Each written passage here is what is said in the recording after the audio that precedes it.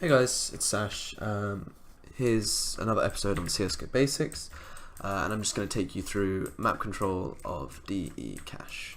This is going to be a split episode because it fits in the cache gameplay, but it's also the CSGO Basics because I'm going to be walking you through map control in general maps. So on T side, you want to be playing your defaults, and this is going to be how to play your defaults, how to be greedy, how not to be greedy. So in your defaults, the whole point is to take map control without getting picked. It's getting a slight advantage over your opponents through time, and if they're not willing to give up map control, you can punish them by killing them, trade fragging, whatever you have to do. A really simple way of doing this is going through very basic T-side defaults that lock out all error and all CT aggression possible. And the first way to do this is by holding everything. You don't know if your opponent's going to push. There's no reason why you know or when you know your opponent's going to push. So you always need to be slightly alert. And a lot of top pro teams will do the following things. So, T-side default on B. If you don't want to waste a smoke, some pro teams will just do a nice little pop flash off the side, bounces open, flashes out their AWPer, flashes out anyone. If you think that their AWPer is going to be posted up on a close angle, then just aim slightly lower, get slightly closer to the wall. It'll pop in a slightly different place, again, depending on how you want to throw your flashbangs and where you want them to burst. So you get your nice little pop flash, however you want to do it. I personally do it from like back here. Pops quite close, and then I cross to sunroom. And you just hold sunroom. If they come on the right, you kill them. You're in a slight off angle, or you can be a bit more of a pussy and just sort of like hold deeper angles, just kill them in the back when they're not looking. It all depends on how you really like playing your default. Keep mixing it up so they don't get a read on you, otherwise they're just going to count you out. That's B map control, holding the rush. Really important not to be caught in the open here. So you've got your pop flash and you want to make it to any cover as quickly as possible. Imagine 5 people are rushing B. That's what should be going through your mind. Anything that has ever happened to you that would ruin the play you're currently making needs to be in your mind so that you know it's a possibility of happening. So imagining in your mind 5 people are rushing B every single round, you don't know when they're going to do it, you really think it's going to happen, and you're ready. You're jiggling, you know, you're spamming a little bit of wall. If there's a smoke up, it's unlikely that they're going to jump through it, but you know, they always can. A lot of idiots and high level play who think they're good but aren't will just walk through the lurk smoke and you're just holding here for when they make a big mistake. Gets you a player advantage without you even having to take map control.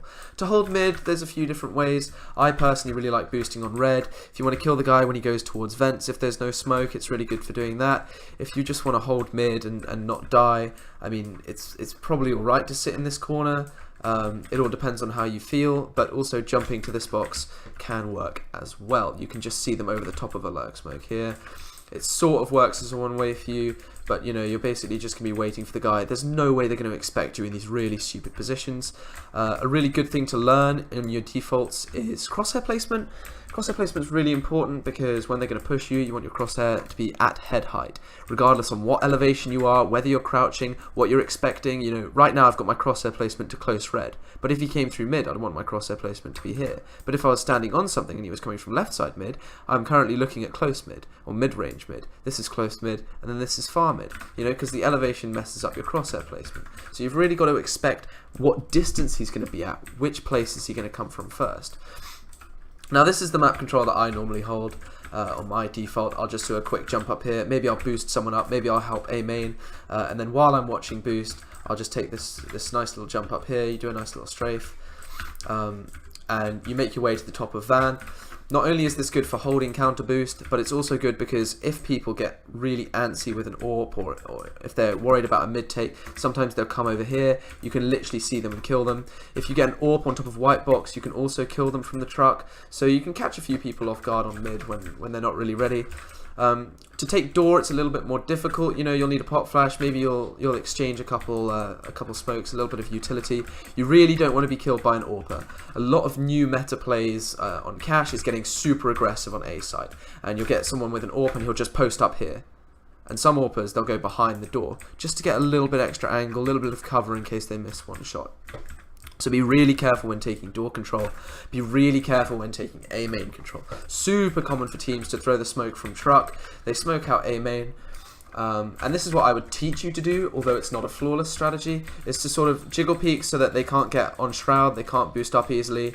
You're going for a little bit of a jiggle spam, just to make sure that they can't push through the smoke, but you're also going for a couple wide peeks. Maybe you'll get up close just to spot for some info, just to see if they've crossed through the smoke. Maybe they're getting to lockers, depending on how good your aim is and what kind of caliber of skill you're looking at.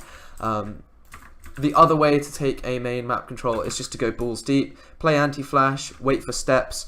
They're not going to sneak through A main to this corner, they're going to be making steps. If they make steps, you have to turn around. One of you has to turn around. If there's two in A main, one of you can play counter flash, your friend screams that he's blind, you turn around, get the kill before he can even be traded. Really, really simple, really basic, but really sets up a lot of structure for executes later on in the round. Really important to get this really drilled in your new teams. And the best way to play against pug teams in real tournaments. I don't suggest you play this in pugs because it's just a really boring way of pugging, although you can do it. Anyway, I'll see you next episode. Thanks.